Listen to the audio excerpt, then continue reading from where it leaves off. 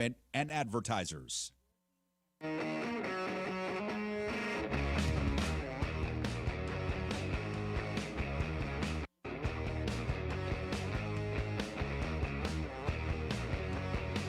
All right, what's going on, everybody? A happy Tuesday out there. Welcome to Pushing the Limits. Thank you all for being here. Another very, very busy news day. A lot to get to, a lot to go over today. And we appreciate you being here, the PTL family. Of course, we're welcoming everybody on the Really American Network, on their YouTube platform, and, of course, their Facebook page. My personal YouTube page, which is at PTL Radio Show, the fastest ever-growing show and one of the most interactive shows you will find anywhere. And we certainly appreciate you guys being a part of the show. We're also in the YouTube Super Chat and the website, pushingthelimits.live. Coming up a little bit later on the program, Kenny Hess is going to be joining us. He's the co-executive producer of the Really American Network. And Donald Trump just held a press conference. We're gonna play some audio from that. We have so much audio to play for you because so much has transpired in the last 24 hours. But to be honest with you, I want to get right to it. I don't want to waste any time because the Epstein stuff is not going away. And we're learning that Pam Bondi briefed Donald Trump on what is in these Epstein files. And then right after that, Donald Trump made the decision not to release the files. Geez, I wonder why that is, ladies and gentlemen. So Donald Trump today in Washington, D.C. did a little bit of a media scrum. This literally happened about 30 minutes ago, give or take. And one of the reporters asks Donald Trump, did your name appear in the Epstein files?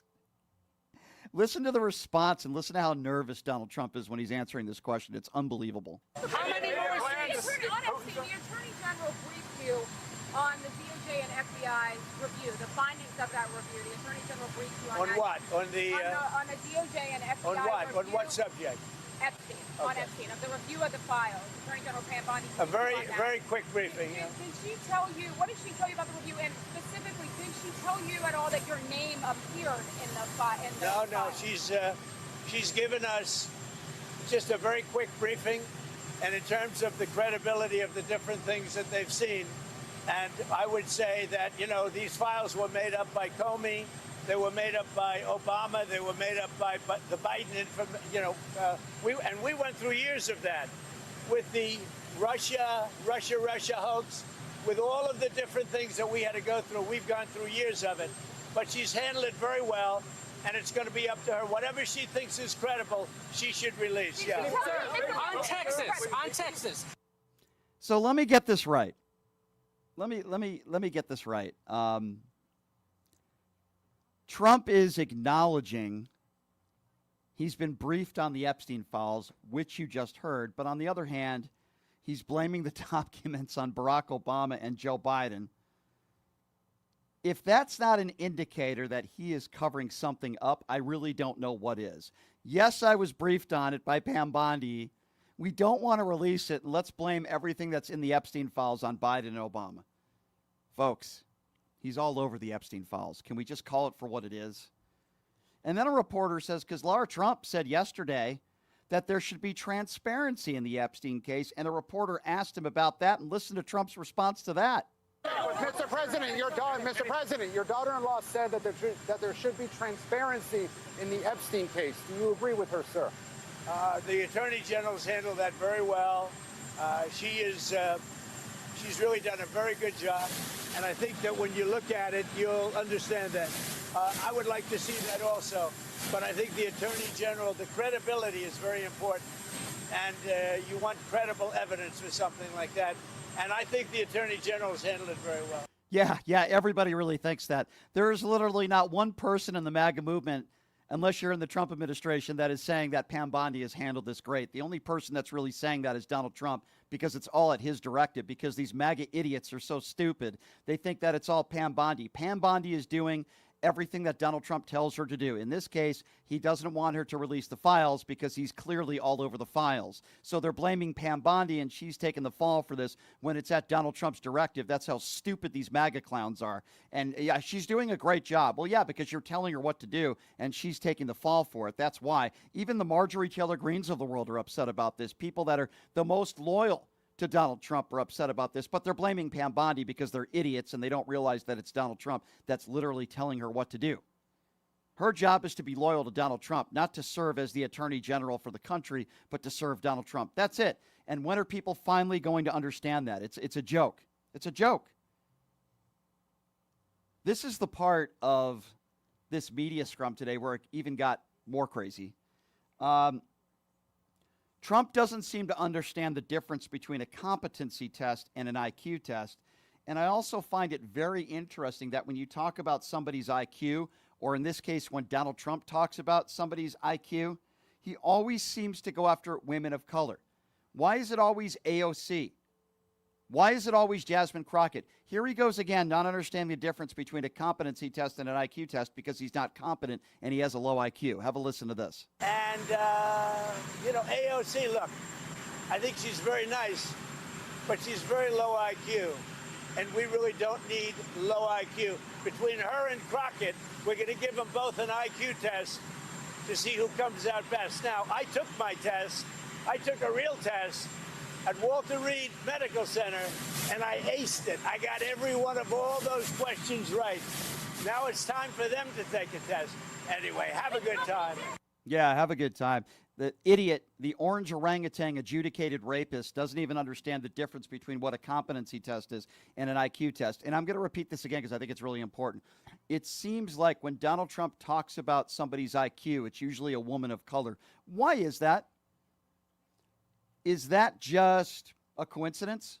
Why does he always go after brown women and talk about how low their IQ is? By the way, as far as an IQ test goes, I'll take AOC and Jasmine Crockett over Donald Trump any day of the week, while this idiot is talking about windmills and Hannibal Lecter and doesn't know the difference between a competency test and an IQ test and thinks we can bomb hurricanes. Yeah, I'll take AOC and Jasmine Crockett over Trump any day of the week. The guy couldn't pass a third grade history exam. And then we go back into 90 deals in 90 days, which we knew that was a lie. Here's Donald Trump making the case, the White House lawn today with the EU, that a deal apparently is a letter that is sent out. Again, he is making the case that because a letter was sent out, that somehow is a deal. No, we are talking to the EU, and we're making progress. But look, we already have a deal with the EU. It's called the letter that was sent out. I think it was 30%. That's the EU. But we, at the same time, we are talking. Absolutely ridiculous. So again, apparently it's a deal if you write a letter. That's the art of the deal, ladies and gentlemen. If you write a letter to a company, it's a deal. Regardless of whether many of these world leaders are probably ripping up the letter and laughing at Donald Trump and his administration, and quite frankly, laughing at this country, according to Donald Trump, it's a deal if we send a letter out. That's how incompetent and stupid Donald Trump and so many members of his administration are. 90 deals in 90 days. All we have to do is write a letter.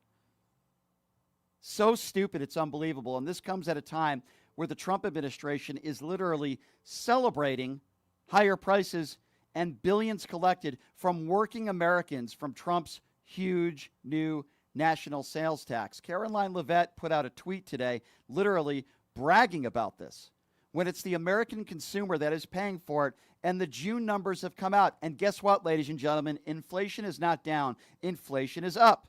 That's right. The inflation rate, as measured by the Consumer Price Index, rose to 2.7% on the annual basis, according to the Bureau of Labor Statistics, if you would like a source. This is an increase from 2.4% that was observed in May. The monthly increase is 0.3%, which is the largest monthly increase in 5 months. Core inflation, which excludes food and energy prices, rose to 2.9% year over year. We have been told by many who are not political that this is a short example of what we have to come, which would be called a recession. This is just the beginning. So when Donald Trump says gas prices are down and food prices are down and inflation is down, that is a blatant lie, and he's going to continue to lie. And as the numbers continue to grow and rise, he will blame Barack Obama and Joe Biden for that as well, I'm sure. So the Democrats held a press conference earlier today, and Ted Lieu was a part of that. Aguilar was a part of it. Hakeem Jeffries was a part of it. And they talked about a number of different topics, obviously hammering the Trump administration, and rightfully so. So Aguilar talked a little bit about the tax breaks to the billionaires while the Epstein Files continue to be protected by the Trump administration. And I thought it was very, very well stated. Have a listen to what Aguilar had to say. And they're doing all of this so they can give billionaires tax breaks and make private jets fully tax deductible. They're the same rich and well-connected elites that they're protecting by keeping the Epstein Files under lock and key after campaigning to release them. It's shameful, and House Democrats will make sure that they are held accountable. Yeah, well, you better. I'm with you, but you better. As Barack Obama said, Democrats have to get tough. These are scary times that we're living in. Where are the Epstein Files? And MAGA Republicans, why do you keep talking about it? Why do you keep talking about Epstein? Because you guys have been talking about it for years. What is Donald Trump hiding? Ted Lieu asks that very question and asks, what's Pam Bondi hiding? Epstein, of Jeffrey Epstein's client list. In fact, she said that Jeffrey Epstein's client list is, quote, sitting on my desk right now. Where is that client list? What is Attorney General Pam Bondi hiding? She needs to release the Epstein Files as soon as possible. I talked about the Epstein Files under the Biden administration. I'm talking about it under the Trump administration. This is a case of the powerful protecting the powerful. We need to have those files released. I also note that the Epstein Files that have already been released show that Trump is all over the files. He's in multiple pictures with Jeffrey Epstein. There's multiple videos of Trump with Jeffrey Epstein. There are plane logs of Trump on Epstein's plane. There are statements by Trump about Epstein. There are court pleadings of alleged victims of Epstein naming Trump. So we need to have these Epstein Files released. Well said, Ted Lieu. I agree 150%. Doesn't matter whether there are Democrats or Republicans on there. Needs to be released. Why is the Trump administration protecting pedophiles? Why? Because I believe Donald Trump is a pedophile himself. That's why. I believe he's all over these files. Representative Durbin also asks the same question here and makes a very good point. It's either one of two things, as Durbin pointed out. Do you now want to see the files released? Absolutely. Leader Jeffries is right. Either they misled the American people with this conspiracy theory for years, or they're covering it up now. I joined with Senator Chris Van Hollen from Maryland during the appropriations process last week. We offered an amendment together, and the amendment said that they should preserve the evidence of the Epstein investigation and release it to the American people. It passed by a voice vote. The Republicans didn't want a record vote on the issue. But it really gets to the bottom line. Let's let the American people see the truth. Yeah, I agree, but they're not going to see the truth because as long as Donald Trump is at the realms with Pam Bondi, who wears the Donald Trump knee pads 24/7, we will not see the truth. What I believe the truth is very, very simple. Donald Trump does not want you to see these files. Just like Donald Trump did not want you to see his tax returns. Donald Trump did not want you to hear from Stormy Daniels. Donald Trump does not want you to hear anything he says behind closed doors. He doesn't want transcripts released of conversations he's had with evil, murderous dictators like Vladimir Putin. He doesn't want any transparency because it doesn't benefit him and it will hurt him. And I guarantee you if these Epstein files are released, it'll hurt Donald Trump because he's all over the files. As I've said before and I'll say again, I said it on the Piers Morgan show. I'll say it again here. Donald Trump was on the Epstein flight log at least 7 times at a minimum. We learned that in the Maxwell trial. We also know that on audio tape, Jeffrey Epstein called Donald Trump at one time his best friend. We had Jeffrey Epstein's brother, Mark Epstein, who's been very transparent, which I appreciate, and he's been on this show, who said he hung out multiple times with Donald Trump and Jeffrey Epstein, and they were very, very close. And it wasn't Donald Trump that said he wanted to stop hanging out with Jeffrey Epstein. According to Jeffrey Epstein's brother, it was Jeffrey Epstein that decided he didn't want to hang out with Donald Trump. So for all of you out there that are claiming that Trump just separated himself from Epstein, they had a falling out. Epstein didn't want to hang out with him. The Donald Trump administration, Donald Trump and Pam Bondi have something to hide. And Dan Bongino and Kash Patel know it. They know exactly what's going on here. And I believe many people in Trump's orbit know that Donald Trump is all over these files. They know that Donald Trump was at Epstein Island. And you had these MAGA idiots for years saying, well, the Clintons and all these lefties, all these liberals are going to be on the list. When now everybody is finally learning it's Donald Trump that is in these files. And this is the reason why he doesn't want to release them. And this is the reason he doesn't want to talk about it. And this is the reason why Pam Bondi was put in that place, because I believe Donald Trump knew he was in these files, and he had to find somebody that would wear the Donald Trump knee pads 24/7. And Pam Bondi is exactly that person. Then there comes the House Speaker, Mike Johnson, who has no backbone, and all he seems to care about is attacking transgenders, attacking homosexuality, talking about the Bible, and talking about how he monitors the porn that his son watches, and vice versa. Mike Johnson's a weirdo. He's a spineless coward. And here's Mike Johnson once again, as many of these evangelicals do, because they're all idiots, as they talk about God miraculously saving the president's life, because I guess this week it was the anniversary of the first assassination attempt on Donald Trump. Remember when Donald Trump got a boo-boo on his ear? Remember when he had a little bit of a bloody ear? I don't know if it was a catch-up packet or not, but let's just assume it was real for a moment, maybe a glass fragment, whatever. And do you remember when these bozos at the Republican National Convention were wearing tampons on their ears, looking like the cultist idiots that they are? Because that's what they are. They're all a bunch of cultist idiots. And Donald Trump the next day decided to play golf with no bandage on his ear. Somehow his ear magically grew back. And then he wears this tampon bandage on his ear at the Republican National Convention because he wants to look like some martyr or hero. And these cultist sicko fans are wearing these tampons on their ears, or whatever the hell you'd want to call it, looking like the idiots that they are. All a bunch of bozos, all a bunch of clowns. And now you have Mike Johnson talking about God, because that should be used in the same sentence with the orange orangutan adjudicated rapist. Yes, that's right, ladies and gentlemen. The House Speaker, Mike Johnson, talking about God, how God miraculously saved the president's life. But apparently he didn't save the life of a firefighter that was in the crowd. God didn't care about the firefighter, regardless of his political beliefs, was a hero because he was a firefighter who saved lives. But God said, no, I don't want to save the hero firefighter. I want to save the adjudicated rapist 34-count felon. That's how much of a moron these right-wing evangelical idiots are that think God saved Donald Trump. Here's what Mike Johnson had to say about that. First of all, we wouldn't know how much to commit because there's a process that this goes through. The White House. I apologize. That's the wrong cut. That's my fault. I'm going to play the next cut, which is Mike Johnson talking about how God miraculously somehow saved his life a year ago in that first assassination attempt. Social media platforms removed his ability to communicate with his supporters.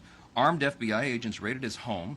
Democrat judges and prosecutors bent the law to arrest him, and multiple assassins tried to kill him. But God miraculously spared the president's life. I think it's undeniable, and he did it for an obvious purpose. And his presidency and his life are the fruits of divine providence, and he points that out obviously now all the time, and he's right to do so. As President Trump has lived since, with the acknowledgement every day since, he has acknowledged that each new day isn't guaranteed to us. It isn't to any of us, and that's why we're not wasting any time. It's why he remains so strong and resilient. It's why we have such a sense of urgency. President Trump took a bullet to his head. He got up shortly thereafter. He pleaded with the crowd to fight, and then he went on to win a historic election less than 4 months later. America's changed because he survived that day. Absolutely ridiculous. What a sicko cult these Trump people are. If there is a God out there, which I certainly hope there is, I'm pretty sure God wouldn't want to cover up sexual abuse of children, which is exactly what the Donald Trump administration is doing. If there is a God out there, I'm sure his first priority wouldn't be saving the life of a 34-count convicted felon rapist, a man who's cheated on every single woman he's ever been with, who holds a Bible upside down and claims it's his favorite book and can't name one passage in the Bible. I'm pretty sure if there is a God out there, this is not the person that God would try to save. But if you're a right-wing evangelical cultist sicko fan of Donald Trump, this is the way you think. No mention of the firefighter who lost his life, though. Don't want to talk about that. And then Mike Johnson decided to talk about NPR and PBS. He started to talk about misuse of taxpayer dollars. Because when you talk about misuse of taxpayer dollars, the average normal person, the first thing they'll think about, right, is NPR and PBS. But there's a kicker to this. And before I play this audio from this idiot, Mike Johnson, I want to remind all of you that it was actually the GOP that controlled Congress that allocated the tax dollars in the first place for NPR and PBS. So he's literally criticizing his own people. And this is Mike Johnson going after NPR and PBS yesterday. The NPR and PBS components this is, in our view, the misuse of taxpayer dollars. They're biased reporting. They're not objective. They pretend to be so. They have for a long time. And the people don't need to fund that. I mean, we're in an age of, you all know, you work in the industry. I mean, media is so multifaceted now. There's so many avenues and areas for information. And while at its origination, NPR and PBS might have made some sense, and maybe it does now, but it shouldn't be subsidized by taxpayers. So these are simple questions to answer for us. The House has acted appropriately, and I hope the Senate will do the same. I've urged them, as I always do, to please keep the product unamended because we have a narrow margin and we got to pass it. But we're going to process whatever they send us whenever they send us, and I'm hopeful that it'll be soon. Absolutely ridiculous. Let's not talk about the 15 million people that are going to lose Medicaid. Let's not talk about the $10 billion that they're taking away from food benefits, people that desperately need food put on the table. Let's talk about saving money by defunding NPR and PBS. It's absolutely ridiculous, and it's insane. And I want you to listen to what Representative Pete Sessions had to say. Keep in mind that the GOP-controlled Congress are the ones that allocated these tax dollars in the first place. So they're really attacking their own. And listen to what Pete Sessions had to say about PBS and NPR. It's sickening. Congressman, obviously, Senate and House Republicans love to go home to their districts, campaign on fiscal responsibility, fiscal cuts, cut spending. Congress has not approved a rescission package, which this technically is, in 25 years. Do you think this is the one that gets through? Because if not, I don't know how Republicans can go home and say they are about less spending. Well, as a matter of fact, and thank you for that analysis. In fact, I don't know if we're going to go home and just tout these so much as that we view that this is an instrument where government was funding those who provide content against the American dream. And so we really are a part of trying to do overall moving back this government within its own waistline, within an opportunity to know what's correct spending. I'm not going to use the word constitutional, but really the limits that the American people produce and provide. And so, yes, I assume we will go home and tout this, but we first have to get it done, as you suggest. And the first time is probably makes it harder, but the first time is also an indication of our desire to move it forward. We have, with the president, President Trump, a person who actively leads. He does not lead from the rear. He leads from the front. Very, very proud of the president for listening to us. That drumbeat that we've had for years, the call is being answered by the chief executive of the United States of America. So let me get this right, Pete Sessions. PBS and NPR, according to you, are providing content against the American dream. By the way, I completely disagree with that. I don't know what the hell he's talking about. But yet the network that lied about the 2020 election, that said Dominion voting machines cheated and had to pay out almost $900 million in a lawsuit, they're totally fine. Don't defund Fox Noise or OAN or Newsmax, which, by the way, are all entities, in my opinion, that are very dangerous to this country because they spread propaganda, fake information, and lies 24/7. But let's go after PBS and NPR. Let's go after Sesame Street, because Sesame Street provides content against the American dream. I mean, these are some of the dumbest people that America has to offer, and sadly, some of them are elected officials, and it's a joke. Representative Greg Murphy yesterday, by the way, made an admission on national television. He admitted, as a Republican, that tariffs are hurting small businesses in his district, but says this is parenting in a way because he says they have to take some really tough medicine. This is the way they're describing people losing their businesses and the American consumers having to pay more. And he's saying, take your medicine. It's insane. And he's saying this on national television. Listen to this. Talking a lot about the consumer and all of this, and that's critical, but you and I have spoken before about businesses and different sectors that have been impacted by the threat of tariffs, having to reset essentially how they do business. What are you hearing from those in your district about how they're dealing with all of this, small and mid-sized businesses? Yeah, I'm not going to say that it's not been hard for some, because I've met with several. I've gone in their shops, sat down with their, with their clerks or with their owners in small businesses and sat with them and talked with them. I'm not going to say it's been easy. The sad thing is, or the challenging thing is, you have to look at it macroeconomically. You have to look at where we are hurdling with our debt, and with our trade deficit. We have to do something. We have gotten drunk essentially on low, cheap price goods from foreign countries, many of whom have been taking advantage of our lenient import and export policies that we've done in the past. We have to do this. This is parenting in a way that we have to take some really tough medicine to make sure that we have economic viability as we move forward as a nation. Listen to what this idiot just said. Are you kidding me? Take your medicine? When 15 million people lose their Medicaid, is that what the excuse is going to be for MAGA Republicans? Take your medicine? Are you kidding me?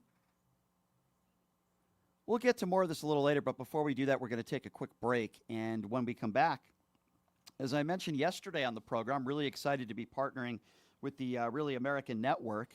And the co-executive producer of that network, Kenny Hess, is going to be joining us next. Can't wait to talk to him. And certainly we have more audio to play for you when we come back. The ICE deputy director is basically condoning ICE agents not identifying themselves and somehow kidnapping people on the streets. We'll have that audio to play for you when we come back. We'll also take some calls, as we always do in hour number 2. Kenny Hess is going to be joining us next, the co-executive producer of the Really American Network. We will be back in 90 seconds. You're listening to Pushing the Limits right here on KSHP. Hey, everybody. Are you struggling to find a pizza place that reminds you of Brooklyn? That true blue...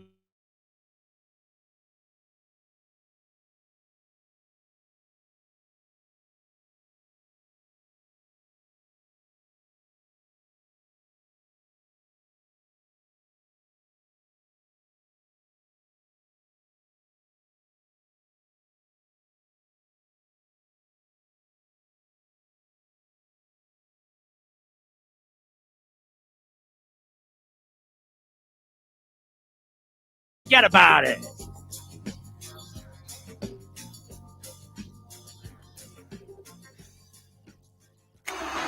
Who would have thought there'd be so many kids playing ice hockey in the desert? Jake Helb's Hockey Foundation and the Las Vegas Ice Warriors, founded by Gina Yusufzai 8 years ago, made it possible for families who can't afford the equipment and fees. Donate today at www.hockeyforkids.org and help us continue making a difference. Join us in supporting Jake Helb's Hockey Foundation and the Las Vegas Ice Warriors, where every kid gets a shot at the starting line. Just a reminder, our website is www.hockeyforkids.org.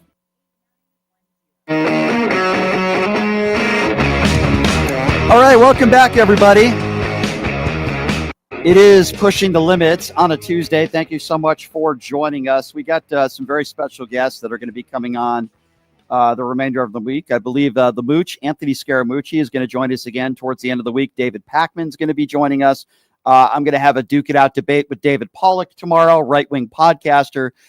So we have a lot of fun guests lined up. And I believe actor extraordinaire from the movie Mallrats. And I know that Justin is a fan of this guy. Jeremy London is going to be joining us on the program as well. He's a fan of the show. I love him from Mallrats. I mean, that's one of my favorite movies of all time. Jeremy's a great guy, and he's certainly on our side politically. So he's going to be joining us later on in the week as well. So I mentioned some exciting news yesterday. This show is ever evolving. You know, I started my YouTube page and I started active on there maybe a year ago or so. And we got just short of 125,000 subscribers. Having a lot of fun doing some national shows, including Pierce Morgan. I go on there once every few weeks and have a lot of fun. And we're very lucky. We have some great guests that do this show on a regular basis. And I'm certainly honored to be a part of the Really American Network. They have around 600,000 subscribers on YouTube, 1 million people following them on Facebook. And the guy joining us right now, his name is Kenny Hess. He's the co-executive producer of the Really American Network. Kenny, I do appreciate you coming on, my friend. It's good to meet you. How are you? Likewise, I'm doing well and back at you, man. I really appreciate not only you joining the network, but you having me on. I was just listening. It's a hell of a cast of characters you got coming up. I'm honored to be a part of it. Well, thanks, Kenny. I appreciate that. I'm certainly honored to be a part of your network, and you guys do such a great job. I've been following you guys for a very long time. Can you explain to people when this network started and how you were able to gather the following, the huge following that you have now, Kenny? Sure. Yeah. I mean, I'd be remiss not to mention, as you have previously, Justin Horwitz. The whole thing started really with him just making memes on Facebook back in the day. And that transformed into Really American, which started as, a super PAC back in the day, then became a massive Facebook page, massive Twitter presence. And really, I know you just mentioned you'd only been doing your YouTube page for about a year. I joined on with Really American a little more than a year ago myself. And back then, I think we're just under 100,000 subscribers. And really all it was our other host, Chip Franklin, absolute great guy. He was just making short form content, doing political satire and stuff. He's an excellent comedian, great writer, really stand-up guy. And I came on as the second host. And from there, we just started making videos. I'd always been a fan of, political satire, always had my head in the news, always very left-leaning. My idols were like Jon Stewart and Stephen Colbert. And so Justin was kind enough to let me do my shtick and have fun with it. And from there, we just kind of figured out the social media algorithms, took a lot of inspiration from our friends at Midas Touch, and just tried to make a great show. And, especially leading up to the election, really tried to swing things the other way. Only we could have succeeded. But yeah, that's really where it was born out of. And we're just so excited to have you on and to really build this thing from here and just keep going. Yeah, really excited as well. And you mentioned Midas Touch. I just did the Pierce Morgan show with Adam Mockler. Adam's done this show before. He's great. And Ron Filipowski does the show every week. Ron was on yesterday, and those guys are great. You're great. We need more people like you guys. And I'm so glad to be a part of what you guys are doing. Kenny, what do you make of the times where every single day it's something else to talk about, right? Again, with the Epstein stuff, and again with Donald Trump deflecting. Here's the part I really don't get. You could tell me whether you agree with me or not here. It seems like there are a lot of MAGA Republicans out there that want to blame Pam Bondi, but I say to myself, it's all at Donald Trump's directive. Yeah. She's going to do everything Donald Trump tells her to do. Why do they not understand that? That's a question I find myself asking almost every day, and I have yet to get an answer to it. I have my theories, and I think some are strong, have stronger support some days than other, whether it's a lack of empathy, a lack of, getting outside the propaganda of Fox News.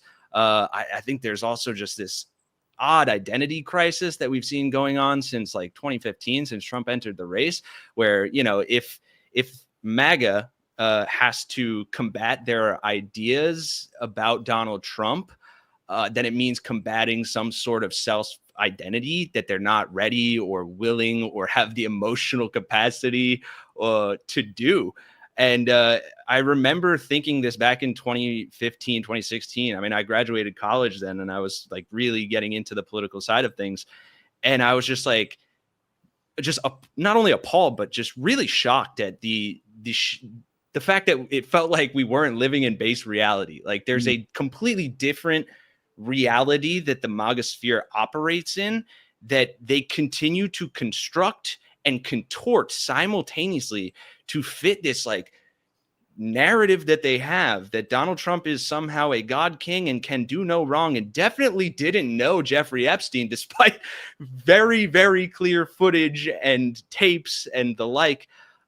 It's frankly mind-boggling. And really, I've said this many times, but the only way that I find myself being able to get through it, as I'm sure you can relate to, is just by talking about it and poking fun at it, because I think humor is really the only way to cut through the BS and to be able to process what the hell is going on. the hypocrisy, right, Kenny, is unbelievable. They call Democrats and liberals, they throw the term around pedophile all the time. Yep. Yet it appears as though the Trump administration, whether Trump is in there or not, which I think he is in the files, but they're the ones that are protecting the pedophiles. I mean, you can't make this stuff up.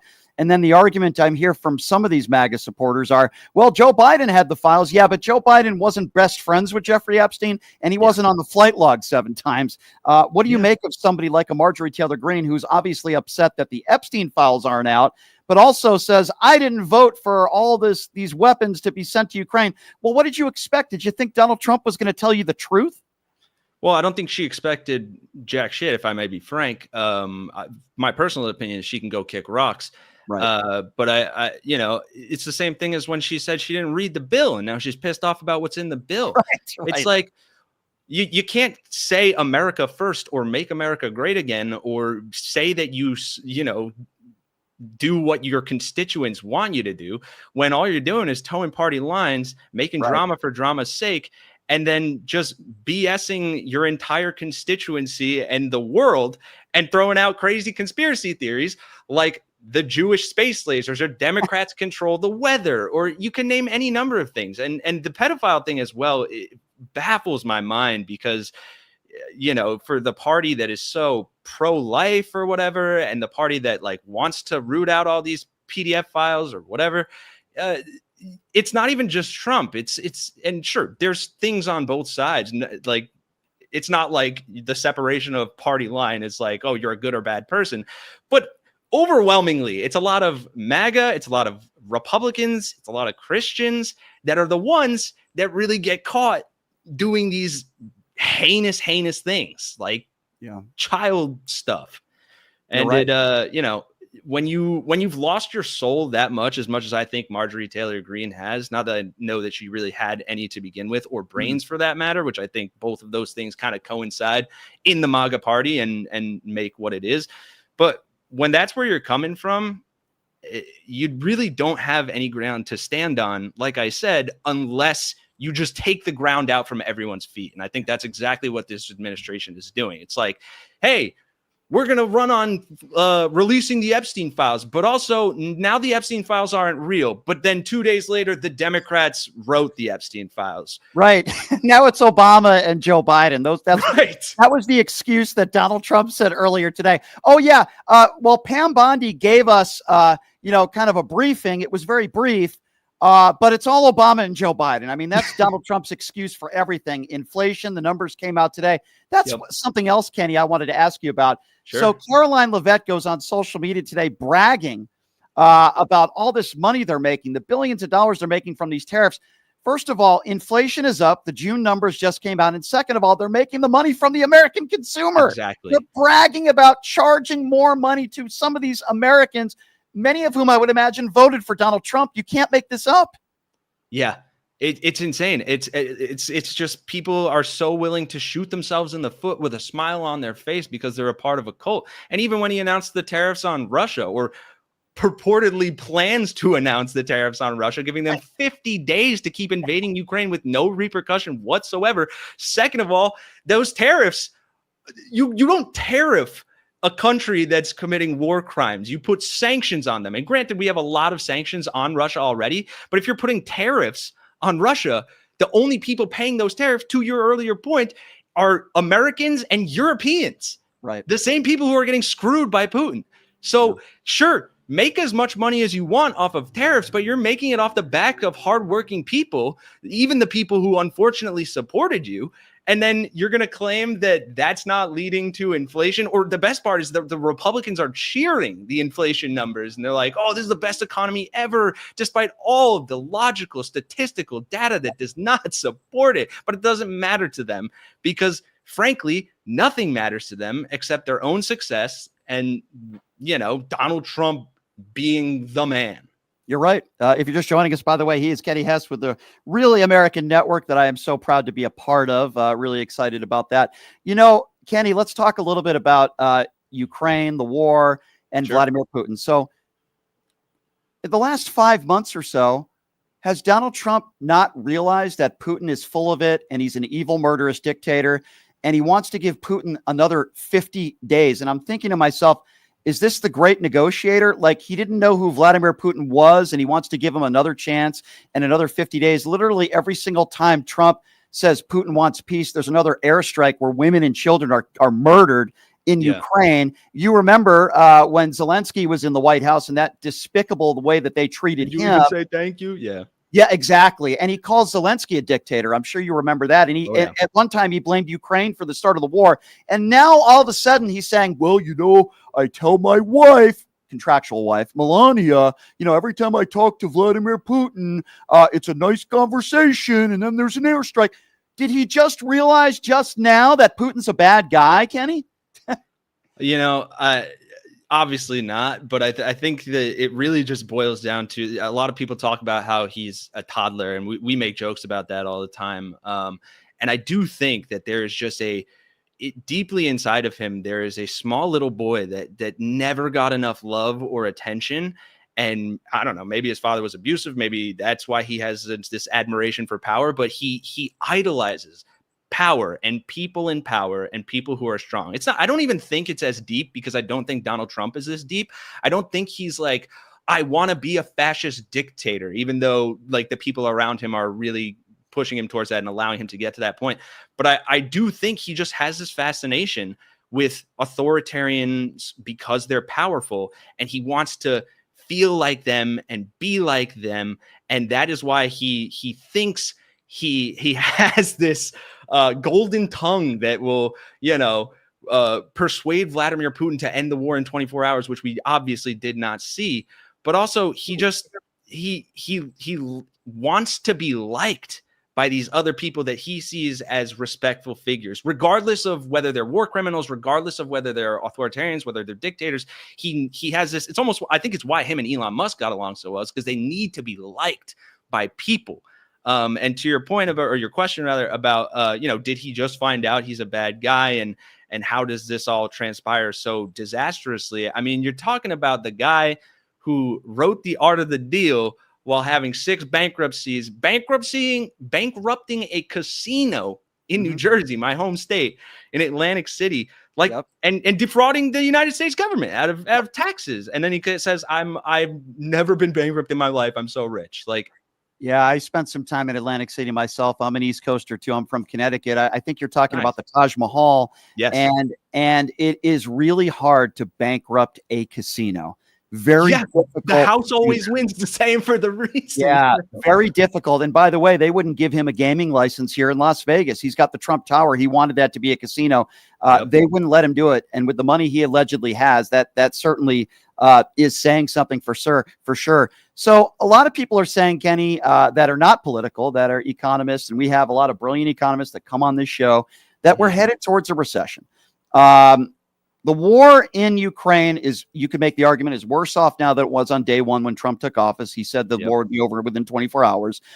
We're in a war with Iran, whether people want to admit it or not, because of his weird allegiance to Benjamin Netanyahu and believing Israeli intelligence over our own.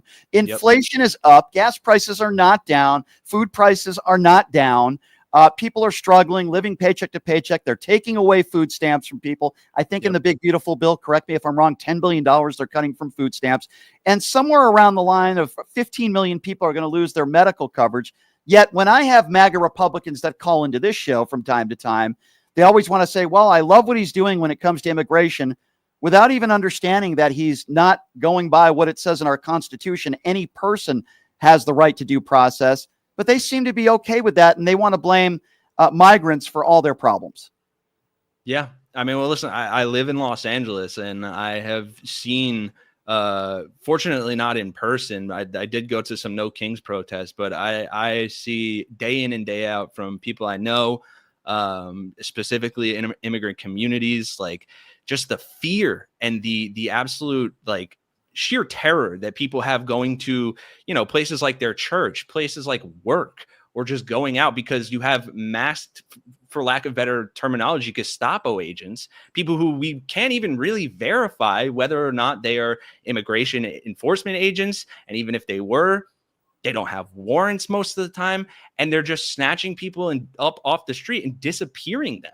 And that in and of itself, like the fact that MAGA people can call in to your show, Brian, and say this like vocally with their chest online, on forums, on Twitter, that they support that, or that makes them happy, that is just grounds for like, I don't care about your opinion after that. Frankly, I have my own opinion about whether I think those kinds of people should even be able to vote. But that's not something that I have the authority or, Kenny, it's funny you say that, because I had Vivek Ramaswamy on the show probably about a year ago. And it's the one thing, I think he's a slime ball, but it's the one thing that I agreed with him on when he said you should have to pass some sort of test in order to vote. Now, that would mean, well, Donald Trump can't vote anyway because he's a felon, right? But that's beside the point. I don't think Donald Trump could pass that test. But I do agree with Ramaswamy. I think there should be some sort of test that you should have to pass in order to vote. But if that was the case, Trump, we know he would have lost millions of votes because of that, right? 100%. And it's funny because to the exact like heart of the conversation that we're having, like that is coming from Vivek Ramaswamy, and I kind of agree as well. But it's like that is a type of voter restriction. But if you were to present that in a way to MAGA, that like, hey, well, maybe you should have to pass like, don't you think maybe you should have to pass a history test or pass a cognitive intelligence test? Like, they could take that and maybe warp it and make it work for them. But if someone on the left proposes that, then it's communist buzzword, socialism, whatever, the words that they don't even know the meaning to. But because it's, because it affects them negatively, then it's like, oh, well, now I don't want to do that. So the insane logic that you have to, I don't even want to say have, but like warp in your brain to be MAGA and to root for these things while they're actively being taken away, like food stamps, or root for government transparency when Elon Musk has the access to your social security number and the Jeffrey Epstein files have vanished from the face of the earth. I wonder all the time, like, what is the thing? What is the thing that's going to topple the domino that leads to like the aha moment in their brains? And I don't know what it is. If it's not Epstein, I have very little faith in anything at this point, but it bewilders me every day. It does for me as well. I don't know how veterans could support this guy after the way he's treated veterans and the things he says when it comes to women.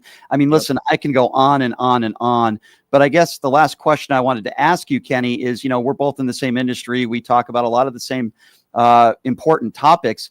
But I always tell people, we can't normalize this. We can't just throw our arms in the air. And I know you guys aren't doing that and say, hey, there's nothing we can do. We're just going to have to deal with this for the next 3.5 years. We have to call it out every day. We have to call out their BS every single day. The midterms are right around the corner. Can't look to the past, right? Got to look to the future.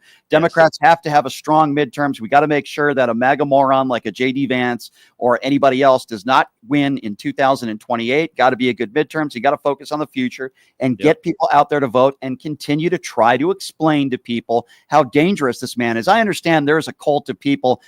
Donald Trump, I've said this, and I believe Donald Trump could molest a child on video. And there's a percentage of those Trump supporters that would still support. Right. They're gone. We can't talk to those people. But there are a lot of people that sat out the elections in November, Kenny, as you know. Got to continue to do what we do and hope that they get out there and vote, right?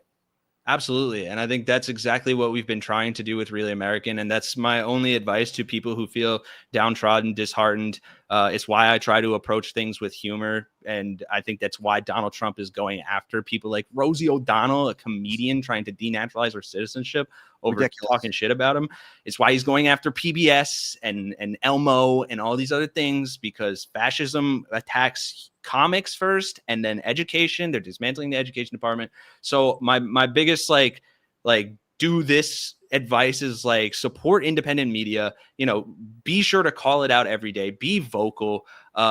Every little interaction matters. And I see it in our comments all the time. People with the Epstein and stuff are like, we need to say this every day. This should be a rallying cry every day. Do not let this die, because that is what the game plan is for the regime, is to just flood the news cycle. Steve Bannon said it, make you distracted with this, make you distracted with that. And it's good to touch on all of those things as we do. But I think the more we can call it out, the more we can make fun of these people while still, driving home the point of how absolutely heinous and inhumane these things are, then I think we will start to affect people. And I think Donald Trump is doing some of that work for us. So we need to take advantage of that and make people recognize who the real devil in the situation is.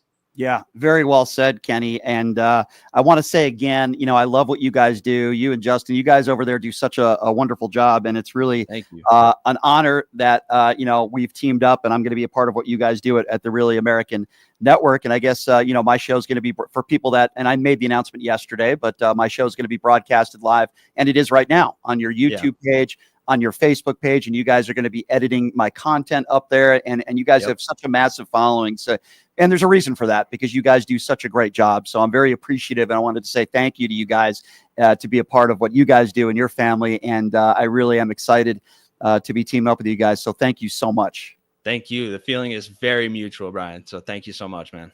Means a lot, Kenny. I appreciate it, my friend. We're going to have you guys on again soon, and keep up the great work. Thank you. You as well. And I can't wait to be back. Thanks, Kenny. There you go. That's Kenny Hess, everybody. Great at what he does. I love the show that they've been doing, and I've been following their content for a very long time. Almost 600,000 subs, I believe they have on YouTube, like 1 million on Facebook. They're really good at what they do. Kenny's awesome. And I'm just so proud to be part of this. And by the way, it doesn't stop here. There's other stuff that is in the works for the Pushing the Limits radio show. But I told you guys 6 months ago, maybe 6 or 7 months ago, I said, we have some things in the works where the show is going to be syndicated and put out to a huge audience on different platforms. And this was one of those platforms that I am so happy to be a part of, and working with the Really American Network. So I'm really proud of that, and where this show has gone, where it started from and where it is now. And there's more on the horizon. But I'm so happy to be a part of what they do over there. And if you're not subscribed to the Really American Network, I highly recommend you do that. Very, very good content. Really good at what they do. So I'm very appreciative to that. So here's what we are going to do. I do want to take some phone calls on the other side of the break. Number to call is 702-221-7283. And again, that number to call if you want to be a part of the program is 702-221-7283. When we come back, I'm going to play you what the ICE Deputy Director, Madison Sheehan, had to say on national television yesterday. It's going to make you sick.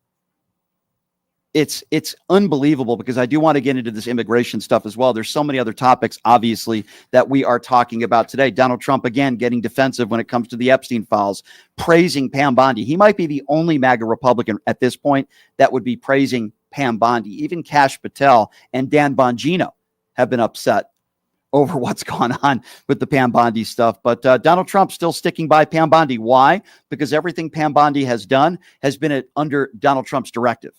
So we're going to talk a little bit about that when we come back.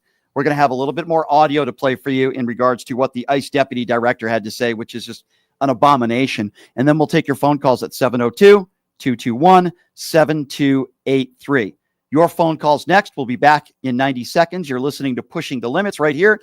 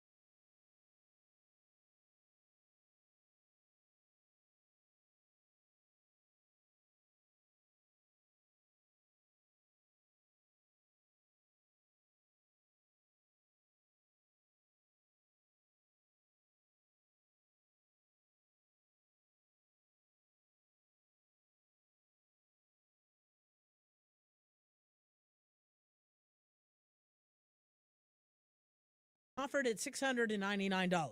For more information, give Radio U a call. 702-763-5024. That's 702-763-5024. Or check them out at radioyou101.com.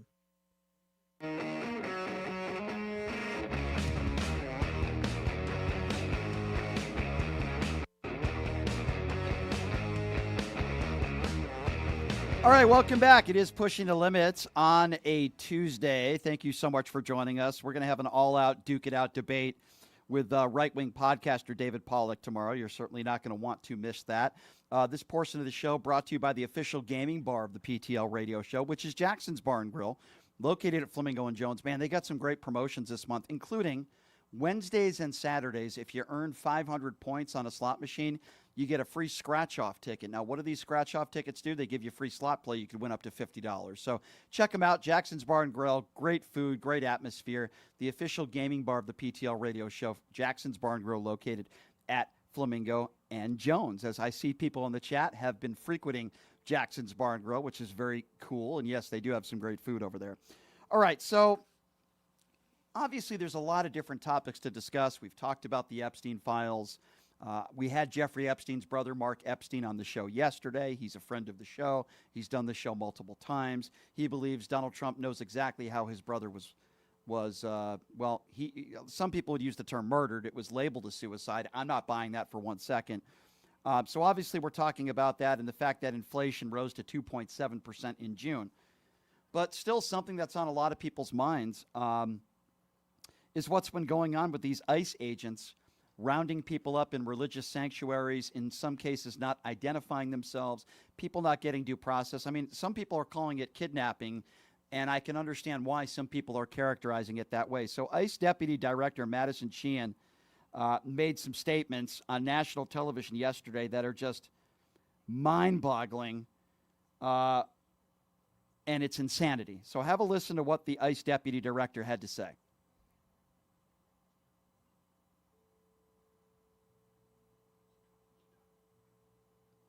So we're waiting for the audio, and what we are setting up for you is ICE Deputy Director Madison Sheehan. Here's what she had to say. It's a standard law enforcement work, and that's what our officers are doing. They have some of the best training in the country for any law enforcement officers. We work side by side in most states, not the state of California, but with local law enforcement.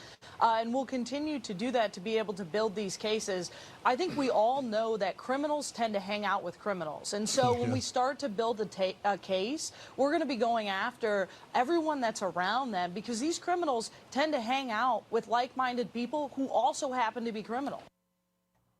Absolutely and positively ridiculous. First of all, isn't it interesting, ladies and gentlemen, how hundreds of thousands of state and local cops arrest criminals without locking up the entire neighborhood around them? But these ICE squads, maybe they need a little bit more training, because from my perspective, they claim, at least Tom Homan did claim, their number one priority was going after the violent criminals. So if they arrest one violent criminal or deport one violent criminal, but then they round up 100 nonviolent criminals, are you okay with that?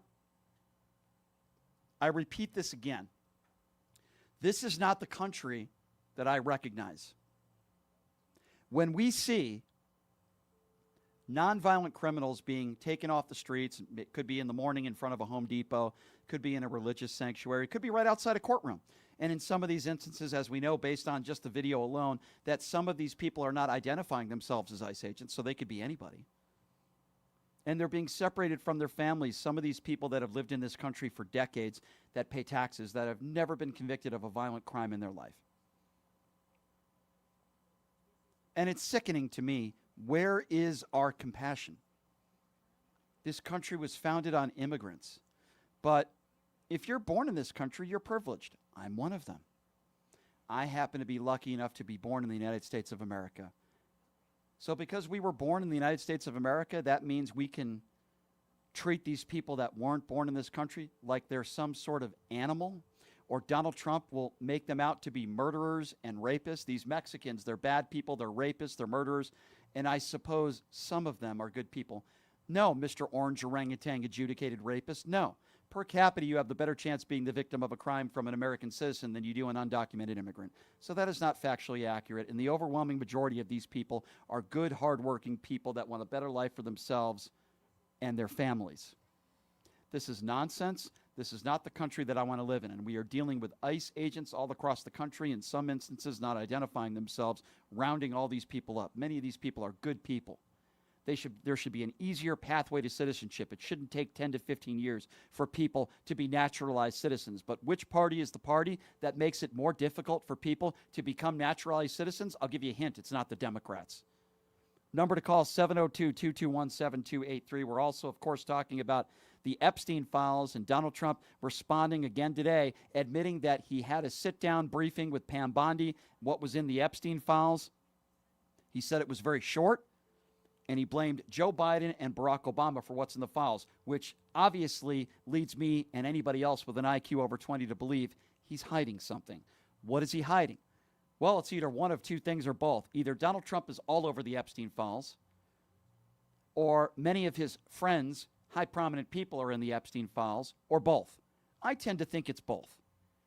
702-221-7283 is the number to call if you would like to be a part of the program. Again, that number is 702-221-SAVE. Let's start off with Brian. Brian is first up on PTL. What's up, Brian? Hello, Brian. This is your buddy from Texas, man. I call every now and again. I got to tell you, man, you a whole lot better than me. I'll tell you straight up, you are a better man than me. You do all the work, the legwork, the investigation, watching Fox Noise and OAN and all these right-wing idiots. You keep up with all that? Because I sure as hell don't. I don't blame you. The echo chamber, I don't listen to them, but I appreciate you because you are a much better man than me. I'm going to tell you what. You care, genuinely care about most. Did we lose him on the cell? Are you still there, Brian? Brian, we lost you for a second. Go right ahead. Okay, you care so much about most people. I don't, and the reason why is because, just pivoting a little bit, it's still kind of similar to what you got going on. I don't know if you were aware of the woman in Kerrville I told you about last week, where it was at. Mm-hmm. There's a woman down there where the flood zone is, and she's a right-wing MAGA idiot, inbrain buffoon. Got the TFS bad. The TFS is strong with her. And she made a whole lot of videos about making fun of people on Medicaid, making fun of people on Social Security, people in housing, stuff being taken back and cut and this and that and everything else. And now she's on YouTube and social media and everything else begging. It's you probably seen her. It's the woman that was like, oh my God, we're human. Listen, there's a we reason. Exist. We're like the redheaded stepchild. They're doing this because they want clicks. They want to be able to make money. They obviously have no compassion. But I'm going to tell you something. I put her in the same category as a Candace Owens, as a Larry Elder. I put her in the same category as like a Dan Bongino type or a Jack Posobiec type. These are people that have no compassion. All they care about is clicks and making money. These are despicable people. They only care about themselves and their bottom line, and they don't care how many people they take down. That's the problem with so many of these people on the far right, whether they be media personalities or just people on social media like the Laura Loomers of the world. They don't care about other people. They only care about themselves. And that's what it comes down to, my friend. And it's good to hear from you, Brian, and I really do appreciate your phone call. Number to call if you want to be a part of the conversation is 702-221-7283. Again, that number is 702-221-SAVE. We're talking about a number of different topics today.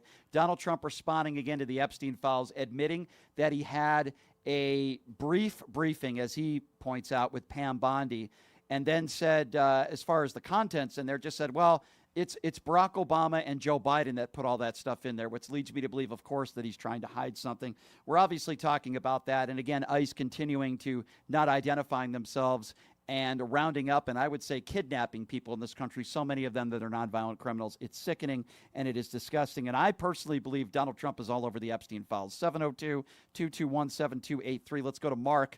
Mark is next up on PTL. Hey, Mark, what's going on? Hey, thank you, Brian. Good afternoon. I only have three things.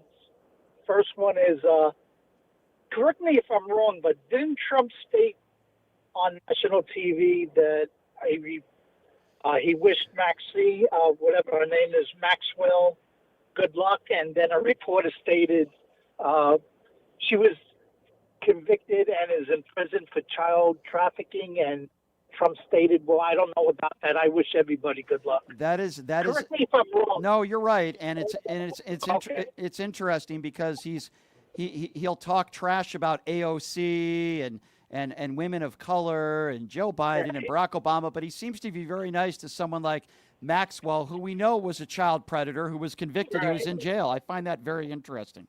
And the second thing is, what a coincidence that we keep repeating this, and MAGA seems to not want to hear it, that he didn't know who Maxwell,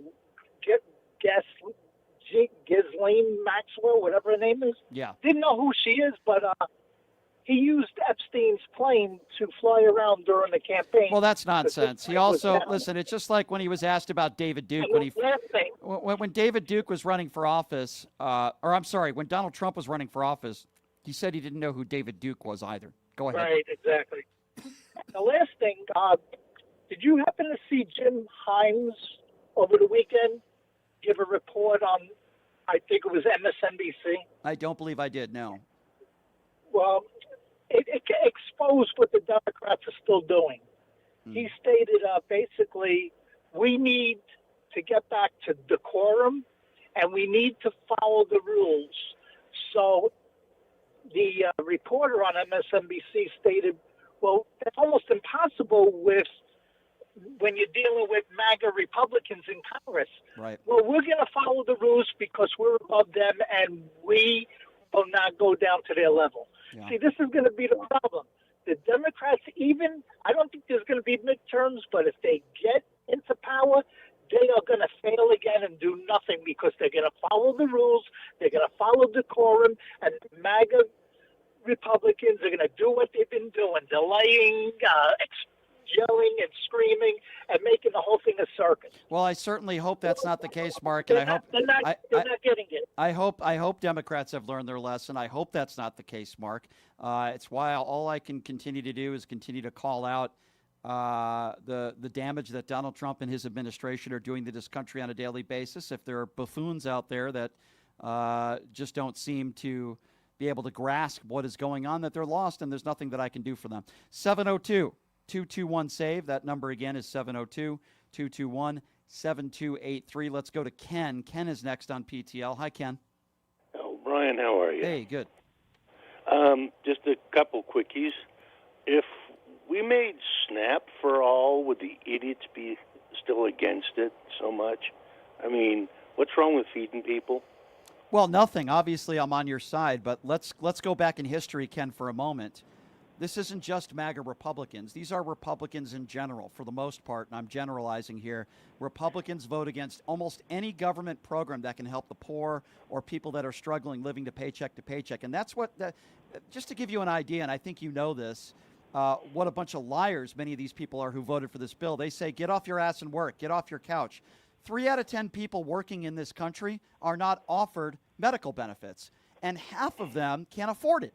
So when they say get off your ass and work, they've said the same thing about welfare. They've said the same thing about unemployment benefits. They've said the same thing about, food benefits. They're against maternity leave. Republicans are basically against almost every government program that can help the needy. And they are for the biggest tax breaks for the top 1%. These are despicable human beings.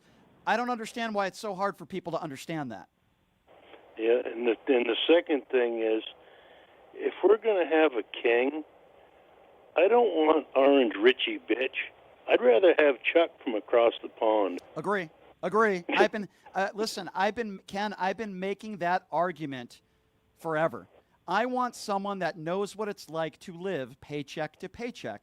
I don't want someone that has had a silver spoon in their mouth or someone that was given a $500 million company from their Ku Klux Klan father, Fred Trump. I want somebody that knows what it's like to struggle. And guess what?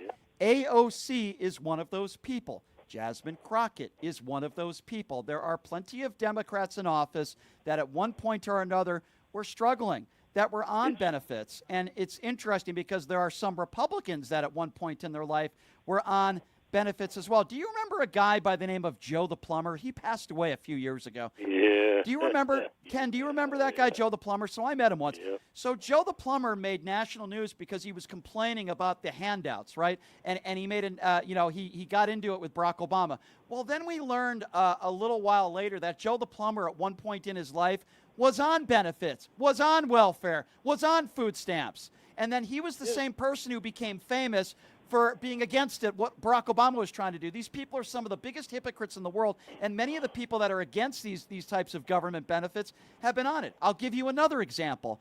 The people that are against what Joe Biden was doing with student loan debt forgiveness are some of the same people that took these PPE loans with their small businesses and didn't have to pay back the loans. They're hypocrites. They're memes. Yeah. It's for me. If it don't affect me, I don't care. If it's for me, it's all for me. Me. It's the story of the Republican Party, and it's getting worse and worse by the day, my friend. Ken, I appreciate your phone call. Good to hear from you. Have a good day. Thank you. You too, Ken. I appreciate you. 702-221-7283 is the number to call. Let's go to Peter. Peter is next up on PTL. Hey, Peter. Hey, Brian. Congratulations on the partnership with Really American. It's awesome. Thank you. Appreciate that. Thank you. Real quick, I just wanted to echo a point that Mark made yesterday, Mark Epstein, that I don't think I've heard be articulated ever really. When he said, you look outside and there's water on the grounds, water on your cars, water on the windows. You don't need evidence that it rained last night. Mm-hmm. You can safely say that it rained, right? How many aspects of Trump and Trump's life or actions can we apply that logic to, if you think about it? That's very true. I completely agree with you on that. So let's just give a quick rundown of what Trump's relationship was with Epstein. As I've talked about before, Epstein said at one point he was his best friend. He was on the flight log.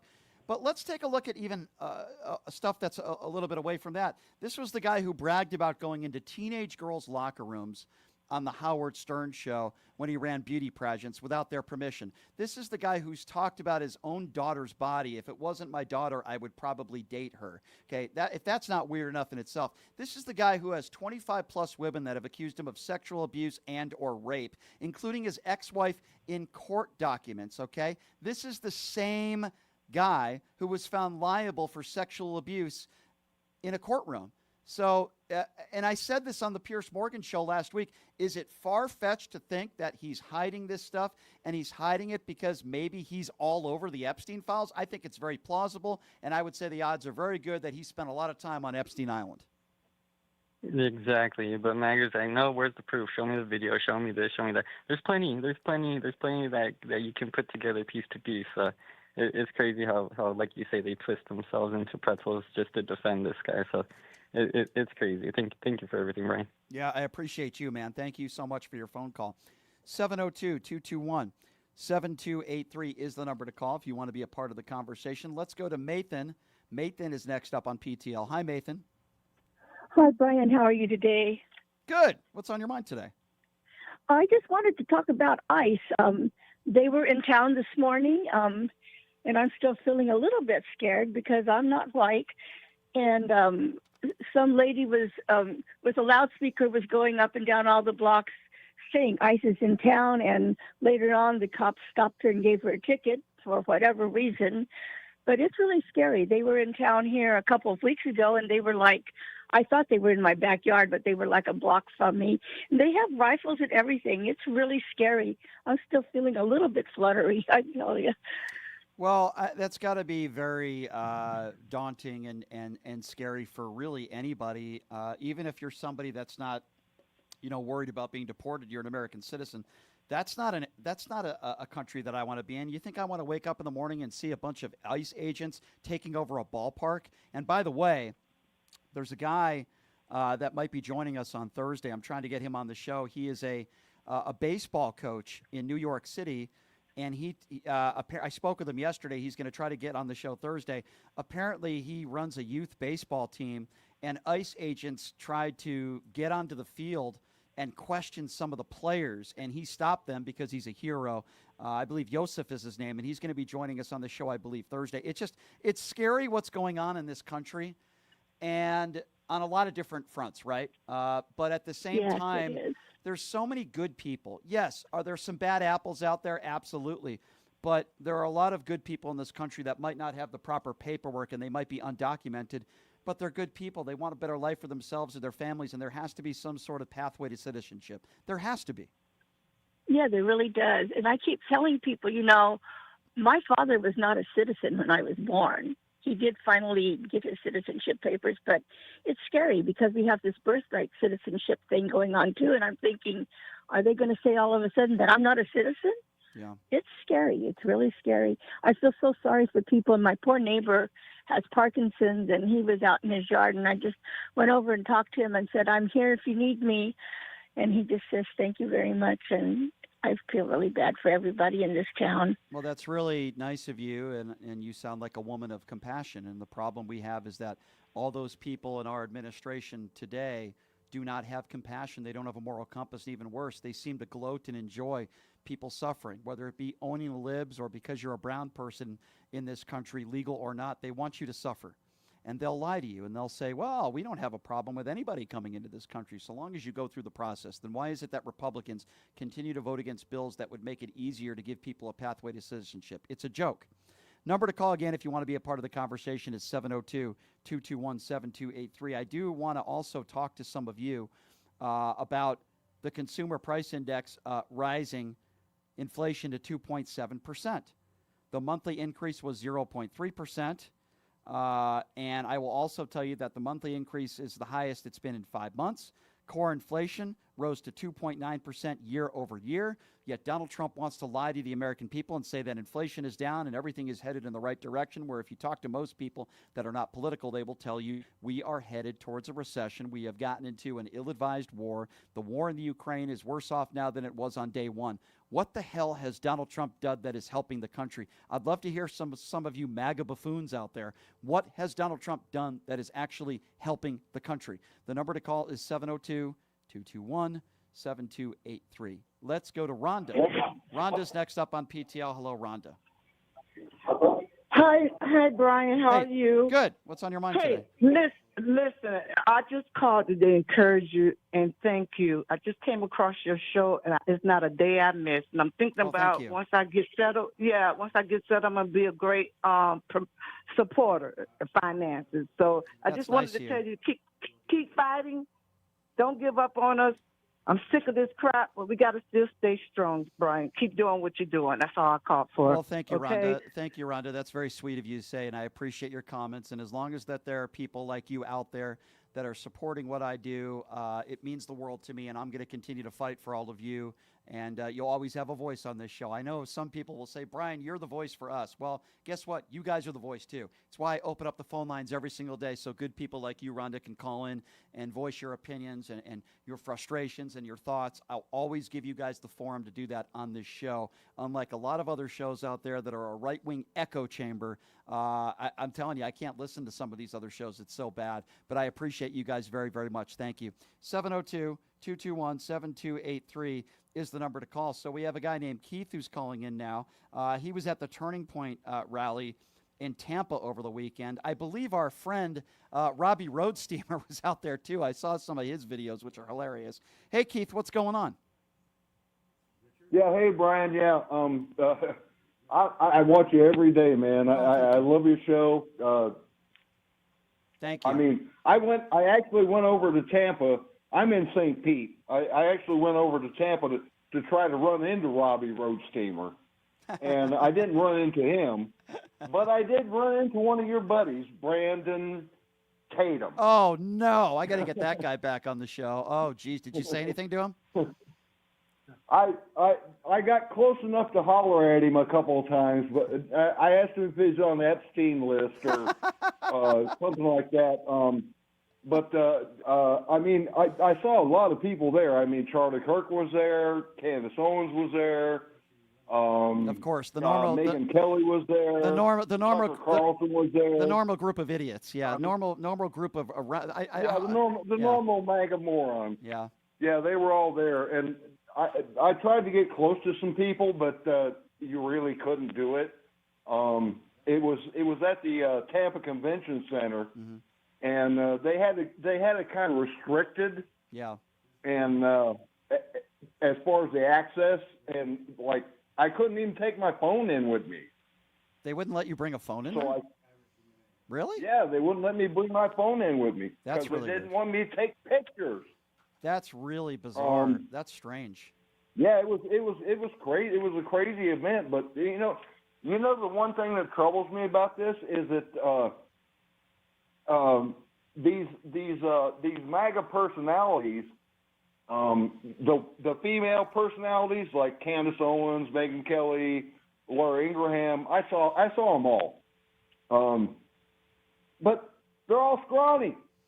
They're all two-faced. They're all liars. I mean, is this like they're all scrawny? They look like they need to eat. They're all slime balls. I mean, let's go through the list here. Candace Owens is an opportunist Democrat who and by the way, Brandon Tatum is the male version of Candace Owens. I said that to him when he did this show. They're just bad people. Yeah, I tried to say that to him over in Tampa too the other day. I was there on Saturday. They're just bad people. I will say this: Robbie Roadsteamer will be doing this show again soon. Take a look at some of his videos from out there. They're hilarious. He's a legend, and I appreciate you coming on and sharing that with us. We're going to try to get Brandon Tatum back on the show. I think most people that watched would say that I destroyed him with facts, and he's an imbecile. But he was trying to call Hillary Clinton an election denier, bragged about how he was a millionaire, just another complete imbecile, and he's no better than any of those other names that you just mentioned. Charlie Kirk is a white supremacist sympathizer who for years was talking about releasing the Epstein Files, and now all of a sudden not talking about the Epstein Files. We're not going to talk about it anymore. I trust the government. They are so two-faced, and they are so funny, and they are such bad human beings. 702-221-7283, the number to call. Let's go to Richard. Richard is next up on PTL. What's up, Richard? How you doing? How you doing? What's up, Richard? I'm sorry, but I'm a Democrat. I've been a Democrat my whole life, my entire life. And I do not like Republicans. I remember Donald Trump back in the 70s. 1970. Democrat. I'm a Democrat. He was a Democrat too back then. Okay, but I was back then. I remember Donald Trump. I'm sorry. I'm a veteran and I had a stroke. I don't communicate too well. That's okay. Take your time. You're fine. See, I had my statement ready for you. That's okay. Okay, I remember Donald Trump back in the 70s when he refused, him and his father Fred, they refused to rent to black people. Yep. That's when I knew he was scumbag. That's when I knew he was scumbag. And I can't believe how sorry America has gotten to get this, I apologize, I'm losing my comfort, to get this pathetic con to rule us. I can't believe it. Well, I know. You're right. To what you were just referring to, my friend, Donald Trump was sued thousands of civil discrimination lawsuits he lost because he and his Ku Klux Klan father, Fred, did not want black people living in their properties. Hey. They lost a bunch of civil lawsuits. They are despicable human beings. Fred Trump, again, he the former guy, Ku Klux Klanner, who was arrested at a Klan rally. He was a Klan leader. Yeah. Yeah. Yep. They're horrible Can I people. speak now? Yeah, go ahead. Okay, I can't believe that the country that I served my country for gonna elect a loser like this. I just can't believe it. He respects nobody. He cares about nobody. Yeah, I've been watching a lot about so-called Cubans for Trump. He fucked them over. I'm sorry, I cussed. That's okay. Yep, watch language. Yep, go ahead. Yeah, but I mean, the ugliness is just spewing. I don't understand America. I don't understand who calls you next and defended this turkey. Yeah. I had a racist friend that loved Trump. Yeah. I rest my. Let me go because I'm not. I had a stroke and I'm not too bad. But I'm a veteran for this country. I was getting ready to give my life for this country, and you elect some loser to hate black people. I hear you, my friend. I'm on your side, and I appreciate your phone call and your service. And it's despicable. where this country is at right now. And what's even more mesmerizing to me is not how stupid so many people are, but how hateful so many people are in this country and that they still support Donald Trump. That's what is so mind-boggling and mesmerizing to me. Number to call is 702-221-7283 is the number to call. Again, that number if you want to be a part of the conversation, 702-221-7283. Let's go to Everett. Everett is next up on PTL. Hi, Everett. Hey, how you doing, bro? Good. What's on your mind? Program. You know how long it took me to find? I mean, I'm a truck driver. I'll be all over the nation, everywhere, from Seattle to L.A. I grew up. I'm from Compton. You know what I'm saying? So I'll be everywhere listening to radio, and all I hear is the Rush Limbaughs and all these cats, man. And all it's terrible, yeah. I mean, it's amazing, man. I just want to thank you for your truth spitting, man. That's it. Well, thank you. It's really thank you for that. It's really sad, as I call it, right-wing echo chamber radio, where if you listen to political talk radio across the country, at least on the radio, it's all a bunch of right-wing turds, and all they do is spew their right-wing rhetoric every single day, and it's sickening and it's disgusting. Yeah. You get hypnotized. So they hypnotize people that ain't conscious, that only watch Fox. You know what I'm saying? Come on, man, knock it off. No, you're right. You're right. I mean, this is what they've capitalized on, as you said, Rush Limbaugh type radio, and they rarely ever interview people that disagree with them. I mean, anybody that knows me knows I usually interview more people that disagree with me than agree with me. Come on. And that's what they do. That's what they do. YouTube. Yeah. Yeah, they hypnotize and they just keep pumping the same old crap, man, and people start believing it, man. They start believing it. Like I can't believe that somebody would call Obama a devil and not Trump. This man, Obama's married to the same woman from the first time he got married. How many women Trump had? Listen, it was Donald Trump who started the whole birther story with Barack Obama, saying that Barack Obama wasn't born in this country, never apologized for it. These MAGA Republicans will say, make America great again, but what they really mean is make America white again. That's what it means. Yeah, we know what it means. Take it back to the 50s when only the rich white men had control. You know what I'd ask them, my friend? When was America great? When women couldn't vote? When was America great? When black people were owned? When was America great? What are we going back to? I feel like we've gone back, a couple steps when it comes to race relations, when it comes to the attacks on the gay community, when it comes to the attacks on the trans community. That's what these MAGA Republicans are. They'll talk about drag queens until the cows come home, and that's such a big threat to our children. But what they don't want to talk about is gun control. What they don't want to talk about is health care. What they want to do is take your Medicaid away. What they want to do is take your Social Security away. What they want to do is take your food benefits away. But, those drag queens, they're really hard. I mean, it's a joke. It's a joke. And half of them in the closet with them anyway. You know what? I will admit that a lot of the people that are the most anti-gay people that I've spoke to are usually people that are in the closet themselves, sadly. So I don't disagree with what you just said on that. And I ain't picking on nobody. I'm not sexually nothing. You know what I'm saying? I like women, but I don't care what other people do in their bedroom, man. That's their business. Exactly. I ain't in there. But that's the problem. But that's the problem with these evangelical Christians. So many of them want to tell you what to do. And I tell you, live your life, do what you want to do. If you don't want to be gay. But they vote for Trump? Right. But they vote for Trump? Yeah. And they're really, really, really religious, and they vote for Trump? Come of course on, man, not. knock it off. That's what a lot of these very religious people do. They're bigots, and they hide behind their religion. Example, they're against the gay community. They'll say gay is a sin, and then they'll say, well, that's what my religion tells me. They'll say the same thing about the trans community, and they'll hide behind their racism and blame their religion for it. But guess what? They can't hide. We know they're very bad people. We know they're hateful people. They're judgmental people. And they hate what they see in the mirror. And they want to take it out on migrants. They want to take it out on brown people. But guess what? It's not working anymore, okay? The only people that they should be blaming are themselves for their hatred and their bigotry.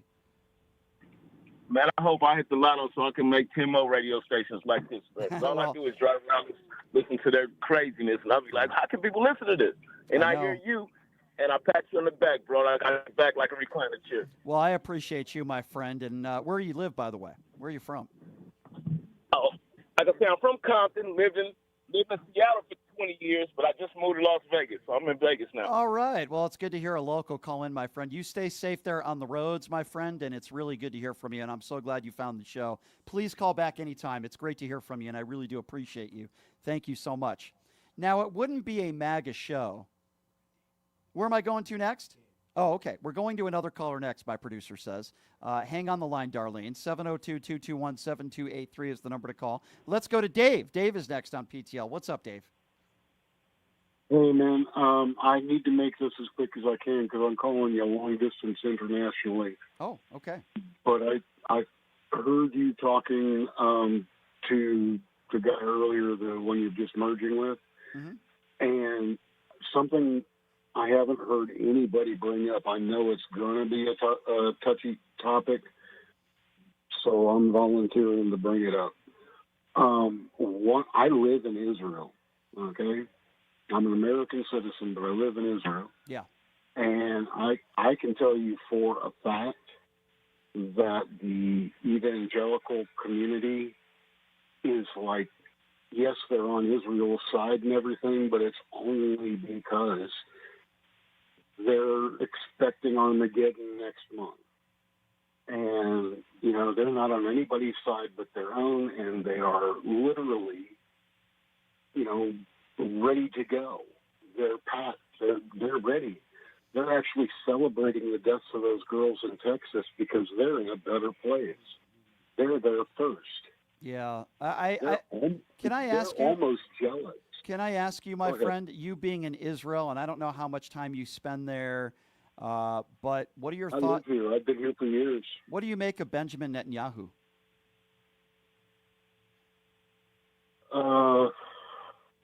Okay, understanding that I'm under the Golden Dome, so it's kind of a hand that feeds you thing.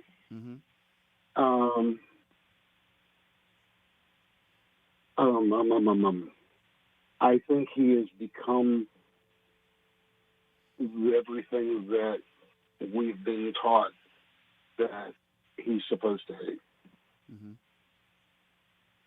Does that make sense? It does make sense. Do you agree with me that do you agree with me that you can criticize the Israeli government and that doesn't mean you're anti-Semitic? Would you agree with that? Oh, absolutely. Okay, good. So we're on the same page there. So here's my opinion. I believe Benjamin Netanyahu continues to coddle Donald Trump to get what he wants. And I believe Donald Trump has given into it. Because of that, America is in an ill-advised war with Iran. We've given Israel over $450 billion. And in return, Benjamin Netanyahu wants to give Donald Trump the Nobel Peace Prize. Maybe Benjamin Netanyahu has good intentions, maybe not. But I don't think he's done a good job for Israel. I don't think he's protected people like you and the people of Israel enough.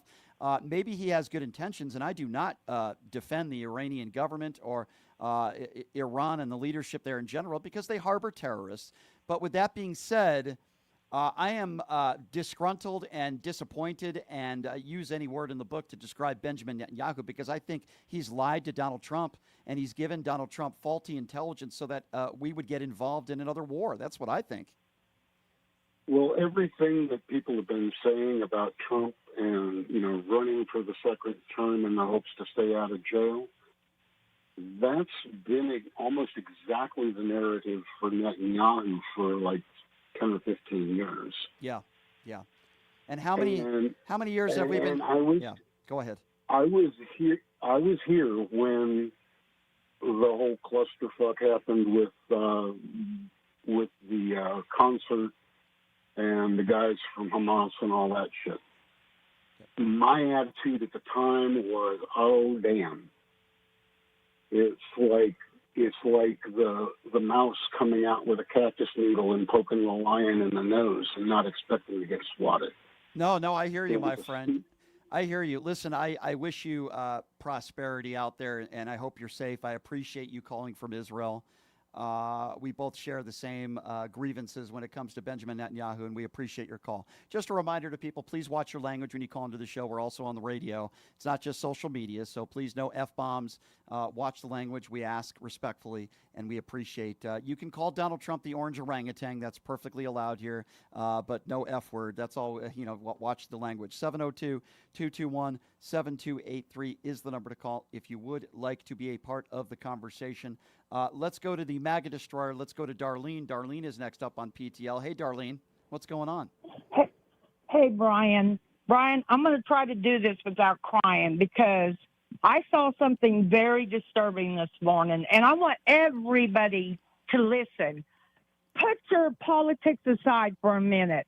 I want y'all to listen as a human being. I know there's a lot of animal lovers out there. How would y'all feel if you were innocent and you were just walking down the street with your dog and all of a sudden they come over there and rip you from your dog? Do you know where your dog goes? It's all these dogs and animals are in an animal shelter. I woke up this morning and I saw Midas Touch video. The first thing I have to see is all these animals because they have ripped them from their owners. And these animals, they look pathetic. And then they said, then the little kids of the innocent people have to come up there, and now they're crying because they got to give up their animals. And now they're trying to find people to take these animals. How would y'all like that? Forget the politics. Animal lovers, how would you like that? Well, maybe we should ask Kristi Noem. Maybe we should ask Kristi Noem what she thinks about that, since she likes to execute dogs. Oh, my God, Brian. Yeah. I am so upset over this. And then not only that, Brian, on the same tape, Midas Touch, it shows little kids being shackled and tied, and they're marching them in a line. Is that what America's all about now? Because I hate it. No, you're right. People, come on. You're right, Darlene. Thank you. Getting that off your chest, and I'm with you. It's despicable and it's disgusting. Appreciate the call. We do have some news to report. Now officials are saying that the metadata from the new Epstein prison video shows not just 1 minute, but approximately 2 minutes and 53 seconds were removed from one of two stitched together clips. The cut starts right at the missing minute. So we're talking about almost 3 minutes of footage that is missing. Very interesting. Where did that footage go? We had Jeffrey Epstein's brother, Mark Epstein, on the show yesterday. Where did that footage go? Where is it? Did it just magically disappear? I've said this before, and I will say it again. In my personal opinion, Donald Trump is all over the Epstein Files. Period. We are going to go to the YouTube Super Chat now, where your questions and comments can be heard. Shelly says, Brian, your show's the best I've ever watched, and I'll continue to watch and donate. Thank you. Well, Shelly, that really means a lot, and I really do appreciate your support of the program. It means the world. Thank you so much. Britt Zerker says, why doesn't anyone go in front of Congress and show what each senator and House member gets in medical benefits from the taxpayers? Well, that's a good point, Britziker. I can tell you that many of these people are getting health care for the rest of their lives, them and their families. And I think that's what makes it so abundantly disgusting and despicable, that the people that are taking Medicaid away from millions of Americans are the same people that have their medical benefits locked up for the rest of their lives. It's sickening. Chicago Rob 68 says, Trump said he's the king of debt. Yeah, well, Donald Trump, again, is the guy who didn't want to release his tax records. He doesn't want to release his medical records. And now, all of a sudden, he doesn't want to release the Epstein files. And Donald Trump is the same guy who said this would be the most transparent administration. Caroline Levitt is the same person who said that as well. It's sickening. It's disgusting, as I talked about earlier. And I want to bring these numbers up again because I do think this is actually very important. We just learned the new inflation numbers for June, as measured by the Consumer Price Index, also known as the CPI. It rose to 2.7%. on an annual basis, according to the Bureau of Labor Statistics. These numbers just came out today. That's an increase from the 2.4% rate that was observed in May. The monthly increase was 0.3%, which is the largest monthly increase in 5 months. Yet Donald Trump and his administration want to lead you to believe that somehow these are good numbers. All right, let's go to my favorite caller from the UK. Let's go to Paul. Paul is next up on PTL. Hey, Paul, what's going on? Hey, hi there, Brian. Just a very brief call today. On the Epstein-Trump thing, just to sort of summarize it from a poker playing point of view, I know you're a poker player, and you know what we say in poker? We say if it swims like a duck and quacks like a duck, it's a duck. Trump's got a history of sexual abuse, it's proven. He self-proclaims it. He's got a history of perving after young girls. And he spent 10 years being Epstein's best mate. Of course he's all over the Epstein Files. Of course he is. That's why they're hiding them, because I am 95% certain that Trump was involved in the most disgraceful way in the same shenanigans as Epstein was. I think it's bloody obvious. It's bloody obvious, isn't it? Paul, what could possibly be any other reasonable explanation as to why Donald Trump would be withholding the Epstein Files other than the fact that it would harm him personally? Can anybody come up with any other reasonable explanation? Because certainly I can't. And why is he? And then his last statement was that Joe Biden and Barack Obama and Brennan and Comey made them up. If I was a reporter, I'd say to him, okay, they made them up, Mr. President. Mm-hmm. Did they write that you were involved with Epstein with child sex? Is that what they wrote in those files? At least ask him that. Did they make that up? Did they put that in this fiction? Well, I will say this. I will say this, Paul. It's abundantly clear that Donald Trump is hiding something. Now, what exactly is he hiding? And now I've said time and time again that I believe that Donald Trump is in the Epstein Files just based on the fact he was on the flight log 7 times. He was at one point Epstein's best friend. But the evidence is overwhelming, and we know this man has a history of sexual abuse.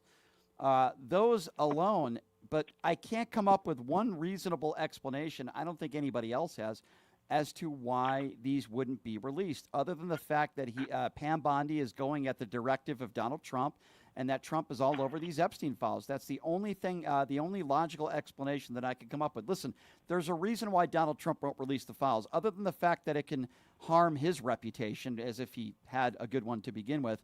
What could be any other explanation other than the fact that he's in these files? But there is no other reasonable explanation.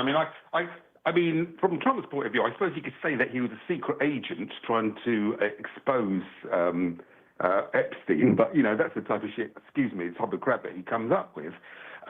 But there is no reason. And if he was innocent, why the hell doesn't he produce the evidence? Produce the files, then, man. Show you're not on them. Produce them. Yeah. Produce those files, which Pam Bondi says were on her desk. Produce them. Say, look, I'm not on them. I'm innocent. It is interesting, isn't it? Was Joe Biden ever seen in pictures with Jeffrey Epstein? Was Barack Obama or anybody in the Obama family ever spending time with Jeffrey Epstein? No. It was Donald Trump. Of course. Yet,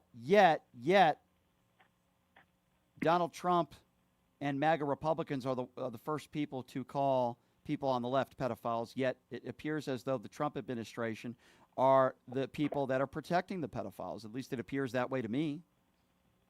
Well, it seems obvious to me that there's certain things that are obvious, despite the theoretical conclusion. Like, it was obvious to me that O.J. Simpson was guilty. I studied the facts. It was obvious to me he was guilty, and he was just rich and powerful enough to get away with it. It's obvious to me that Trump's guilty. He's just rich and powerful enough to wriggle away from it. That's all it is. He's rich and powerful. If he was a poor guy, he would have been locked up by now. But, of course, Epstein didn't mix with poor people. He mixed with rich, powerful people. And that's why the only person who's been prosecuted is his girlfriend. Is his fixer. Do you think we're ever going to get the truth? Do you think it's ever going to be released, and do you think we're ever going to get the truth and see what are in those Epstein files? Well, I think we'll get the truth, but it'll be in 30 years or something. I mean, I pointed out yesterday when I spoke to you about this documentary, this Panorama documentary, where it's crystal clear that Trump is a sexual abuser. Crystal clear. I put the link on the video as well. I actually sent you the link by email, where it's crystal clear when you watch this video. But in this age of information obscurity, it seems so easy to obscure what is obvious, which is right in front of your eyes. Of course he's a sexual abuser. He says he's a sexual abuser. He did. He pervs after young girls. We've got the evidence on tape. He did brag about it, didn't he? He did. He did brag about it. So if you're going to mix with Epstein and you have a predilection for sexual abuse and young girls and you mix with Epstein, what the hell's going to happen? He did. You're right, Paul. He did brag about it. He bragged about sexual assault. He was friends with Jeffrey Epstein. He was on the flight log. We know Jeffrey Epstein was on Donald Trump's private jet, and we're just led to believe, hey, everybody, there's nothing here now. There's no list. Paul, I appreciate your phone call, my friend. Always good to hear from you in the UK. How about that? Getting a call from the UK, getting a call from Israel. We love our listeners all over the world, and we appreciate you guys. 702-221-7283 is the number to call if you want to be a part of the show. Let's go to Gary. Gary is next up on PTL. Hey, Gary, what's going on? Yeah, this is Gary from Kentucky. I've just noticed that all your MAGA callers, when you ask them what policies they like, about Donald Trump, and they don't know any, but they always say his border policies. Right. And all I have to say about them, let's ask the people that own the borders, the Mexicans and American Indians, what do they think about the first illegal aliens, us? Listen, I'm going to tell you something, Gary. You're right. And it's very simple. They don't want brown people in this country. It's very, very simple. It's blatant racism. When the Donald Trump administration will allow white people from South Africa coming into this country with open arms, but the way they're treating brown people in this country, this is blatant racism. That is what it is. Let's not even get in the weeds. Tom Homan, Donald Trump, these are racist people that want to make America white again. That's what this is about. I think Homan's kin to Adolf Hitler. Well, I don't know. It's sick. These people are sick. They have hatred in their heart, my friend. I don't even know what else to say. They have no moral compass, and they have hatred in their heart. That's what I'm saying about the maggots. They always say, well, I love his border policy. Listen, talk to American Indians and the Mexicans who we slaughtered and almost totally annihilated, still in their country. We were the first invaders. Why don't they understand that? Right. Well, I got to tell you something. I'm always going to want this country to be full of diversity, and I don't care what the color of your skin is, and I don't care what your sexuality is. I don't care what's between your legs. But unfortunately, there's always going to be a percentage of people in this country that want to make America white again. I mean, there's really no other explanation for it. My friend, I do appreciate your phone call, and I'm on your side, of course. 702-221-7283. Stephen is next. Hey, Stephen, thanks for calling in. What's on your mind? Yeah, I just wanted to say real quick, it doesn't matter what side you're on, blue or red, in the middle, independent.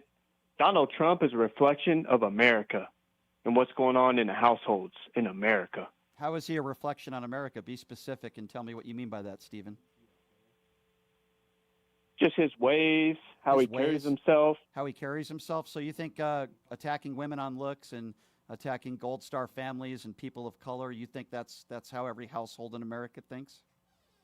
I think there's a lot of domestic violence going on in America. I can tell you that most people in America aren't 34-count felon liable sexual abusers, so I disagree with you. I think there's a lot of people in America that weren't handed a $500 million company from their daddy and filed bankruptcy dozens and dozens of times. I can guarantee you there are plenty of people in America that haven't dodged the military. I can guarantee you there are plenty of people in America that don't put on 8 layers of orange makeup and walk around like they're Superman, cheating on the golf course, cheating on every woman they've ever been with and then paying them off. I can tell you there's a lot of men in America that don't cheat on every woman they've ever been with. There's a lot of people in America that don't have nicknames for people that they don't like, that they have to work with. There's a lot of people in America, sir, that are not cowards. Donald Trump is a coward. There are police officers, firefighters, brave men and women in uniform, households in America that are not Donald Trump. So I completely disagree with you. Donald Trump is in a classification of itself of a horrible human being, a woman abuser, a 34-count felon, and a despicable man who has treated people, particularly women, like garbage his entire life. How can you possibly say that he represents most families and homes in America when it is the direct opposite? That's America, sir. You just described your own country. So you think America is a bunch of sexual abusers? Absolutely. Okay, well, guess what? I haven't. Disgusting. Okay, so have you sexually abused someone in your life? Absolutely not. Okay, well, I haven't either. So I guess Donald Trump doesn't represent you and me, does he? That's one out of how many?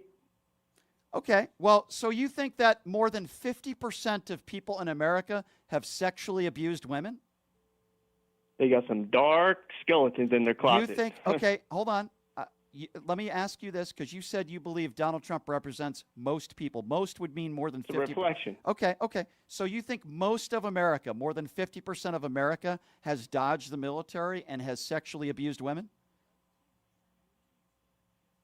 Not just women. It's abuse in general. Okay. Kids, Donald, their own kind, okay, so fights, aggression. So you think it's all that. So you think more than half the people in America have sexually abused people? Why does it have to be sexually? Because it could be physical. I'll tell you why. It could be fighting. I'll tell you why. It could be school fights. It could be bullying. Hold on. Stop. You asked me a question. All that, you asked me a question. You're using Donald Trump as an example. Donald Trump has sexually abused women. You said Donald Trump represents most of America. You know how many sexual abuse reports are reported every day in America? All right. So, sir, look that stat up. So, sir, I disagree with you. It's not more than half of America that has done the things that Donald Trump America is the most disgusting country in the world. America is the most disgusting country in the world. So you think Donald Trump represents America? Absolutely. I just said that. Donald Trump doesn't represent my values. You're one of how many, sir? Like I'm saying, it's so the majority of people. You don't know because you're not blue collar. You're not in the streets. You're not. What are you talking about? People do. What are you talking about? On the ground. You're behind a TV. You're behind a microphone. So first of all, jackass, I'm not behind a TV. You don't even know what the hell you're talking about. I do a radio show. And second of all, I do a radio show 2 hours out of the day. You have no idea where I'm from. You have no idea what I've done in my life. You make ignorant judgments, and you have no idea what the hell you are talking about. Who did you vote for, by the way? I didn't vote. Oh, okay. So you're against Donald Trump and all of his behaviors and everything he does, but your lazy ass didn't get up there and vote. So that makes you a moron, doesn't it, sir? Why would I? It doesn't matter. Why would you? Oh, so you think Kamala Harris is a sexual abuser? Tell me something that Kamala Harris has done in her life that rises to anything that you've talked about. Go ahead. Give me the examples. You don't care. Harris. Okay, so first of all, it's Kamala, you dope. Why don't you learn how to say her name? No, it's Kamala, jackass. You're uneducated idiot. You don't even know how to. No, it's Kamala, jackass. Pot him down again. You don't even know how to say her name because you're an uneducated and ill-informed moron. Okay? Now you just said Donald Trump represents the country. I'm asking you to name one thing in Kamala Harris's life that she has done that rises to the level of the Donald Trump liable abuse or the 34-count felonies. Can you please name one thing that... Why don't you name something? You said you didn't vote. Why didn't you vote for Kamala Harris? Since she's a woman of decency and character, why did you sit on your ass because you're a moron who doesn't even know how to pronounce her name? Because I have a felony. I can't vote. I'm shocked that you're a felon. So you do have a lot in common with Donald Trump. You said you didn't. Let's be very clear. Oh, it does matter, actually. You're not allowed to vote because you're a convicted felon. You actually have a lot in common with Donald Trump. You've probably abused women. You probably wear a white hood on your head. And you probably have done very similar things to Donald Trump has done to women. Why don't you admit it, sir? Why don't you admit it? You were probably on Epstein Island. Yeah, you were probably on Epstein Island also. What is the felony that you committed? Why don't you give us your name and why don't you share with us what you did, you felon? Why don't you? I wish they would send you to Alligator Alcatraz, you idiot. Name your bullet points. Where's your? I got a bullet point. Here's my bullet point. You're an idiot. You're a felon. You have a lot in common with Donald Trump. You have crap for brains. So why don't you go back into your mobile home, get those 2 teeth taken care of, have fun with your cousin, and have a nice day because you're wasting my time. 702-221-7283 is the number to call, by the way, if you want to be a part of the conversation. What a shocker that this guy is a felon. What a shocker. Donald Trump does not represent the United States of America because there are more good people in this country than bad people. There are more people in this country that treat women with respect. There are a lot of people in this country that are not woman abusers. There are a lot of people in this country that care about the middle class, that care about people that are struggling, living to paycheck, that treat people with respect. Donald Trump is not one of those people. He represents a group of people in this country that are predominantly white, uneducated, ill-informed, and in some cases criminals, like the guy who just admitted it and called into this program. So we have some special guests that are going to be joining us on the program tomorrow, including right-wing podcaster David Pollack. You're certainly not going to want to miss that. For those of you that are unaware, we are very happy to announce that we are officially part of the Really American Network. They have 600,000 subscribers on YouTube. They have 1 million on Facebook. They have a huge platform, and we're so happy to be a part of what they are doing. And we had, of course, Kenny Hess on the program. He does a great job with the Really American Network, and we're really appreciative to them and happy to be a part of what they are doing. I will say this, ladies and gentlemen, we're going to continue to speak facts on this program. Speaking of facts, inflation is up. The June numbers came out. They rose to 2.7%. Inflation is not going down. The tariffs are hurting the American consumer while the Trump administration is celebrating. And Donald Trump will not release the Epstein Files, and we need to continue to call him out on that every single day because I believe Donald Trump is all over those files. Absolutely all over the files. Listen, this is an independently owned radio show. So if you want to support what we do here, the best thing that you can do is go to my website, pushingthelimits.live, make a contribution. $5, $10, $20 a month, whatever you can afford, we appreciate. It helps us keep the lights on, and we appreciate you guys. Also important to note that you can also buy merchandise on there. We sell PTL gear, hats, shirts, beanies, you name it. We sell it. PTL merchandise for you guys. Pushingthelimits.live. Thank you all in the YouTube Super Chat. We appreciate all you guys. And another, of course, thing you can do is spread the word and tell everybody about this show. And we're going to continue to fight for you guys and continue to do what we do here. We will see you tomorrow. You're not going to want to miss it. An all-out duke it out debate with right-wing podcaster David Pollack. We'll see you tomorrow, everybody. And also, Leonard Cardinale will be joining us in studio since tomorrow is Wednesday. Leonard is a household name on this show. Thanks for joining us, everybody. Have a great day. Hey, everybody, are you struggling to find a pizza place that reminds you of Brooklyn? That true blue New York style pie? Well, worry no more. Stallone's Italian Eatery Pizza is a knockout. We're located at 467 East Silverado Ranch Boulevard, just off of Bremen Road, half a mile east of South Point Casino, just minutes from the Las Vegas Strip.